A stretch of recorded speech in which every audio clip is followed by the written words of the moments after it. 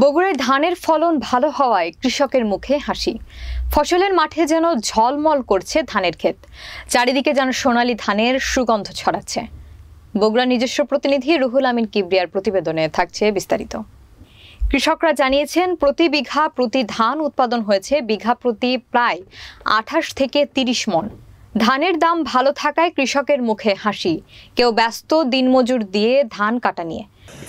ধান মোটামুটি ভালো পরিষ্কার কম হয়, পরিষ্কার ভালো হয়। হাতে কাটি তো এই জন্য ধান পরিষ্কার, মেশিনটা কাটলে ময়লা হয়, ধান আমার অর্ধেক নষ্ট হয়। আবার কেউ বা ব্যস্ত আধুনিক যুগের অটো মেশিন দিয়ে ধান মাড়াই কাজে। তবে স্থানীয় কৃষকরা বলছে, বিঘা প্রতি কিষান লাগে 7 জন, তাদের মজুরি 700 টাকা। সেক্ষেত্রে শুধু ধান কাটতে 1 বিঘায় কৃষকদের গুনতে হচ্ছে 4900 টাকা।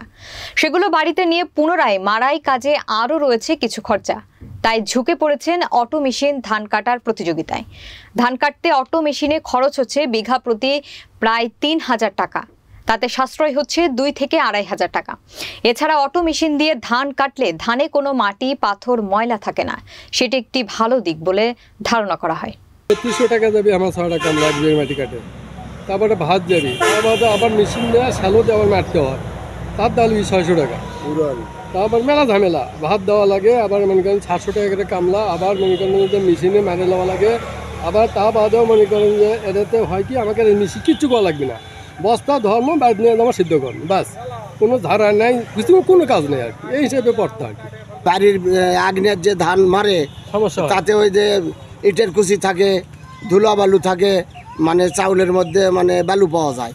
আর এই মেশিন দিয়ে ধান কাটলে কোনো বালু এবং আখির পাওয়া যায় না, এবং চালটা খুব সুন্দর চাউল হয়।